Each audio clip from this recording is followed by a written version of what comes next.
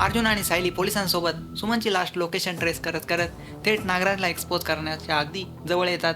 सायलीचं मन धडधडते. आज अर्जुन समोर सगळं सत्य येणार का? दुसरीकडे नागराज आधीच सावध आहे. तो प्रियाची मदत घेऊन सुमन आणि मैपत दोघांनाही त्या लोकेशनवरून हलवण्याचा डाव रचतो. प्रिया आणि नागराज मैपतच्या तोंडात पोळा घालून त्याला अर्जुन आणि सायलीपासून लपून घेऊन जाण्याचा आटोकाट प्रयत्न करतात. इकडे सचिनचा संयम सुटतो. अस्मिताकडून झालेला अपमान त्याला अक्षरशः पेटवून टाकतो. तो विचार करतो आईबापांचा खर्च कसा भागवायचा. अस्मिता त्याला गेस्ट रूममध्ये शिफ्ट व्हायला सांगते, पण सचिन ठाम आहे. तो म्हणतो या घरात राहिलो तरच मला साक्षी आणि समायराबद्दलचं खरं कळेल. सायली आणि अर्जुन त्या गुप्त अड्ड्यावर पोहोचतात. हे पाहून प्रिया आणि नागराज दोघेही घाबरतात.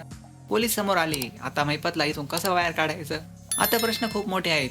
प्रिया आणि नागराज मैपतला तिथेच सोडून पळतील का? प्रिया अधिकच घाबरते, कारण जर अर्जुन आणि सायली समोर तिचं सत्य उघडलं तर तिचं काही खरं नाही. ती स्वतःला वाचवण्यासाठी पोलिसांपासून लपायचा प्रयत्न करते. मग पुढे काय होणार? दोघेही तिथून पळून जाणार का? हे सगळं जाणून घ्यायचं असेल तर बघत राहा ठरलं तर मग, आणि सबस्क्राईब करा अतुल टॉक चॅनल.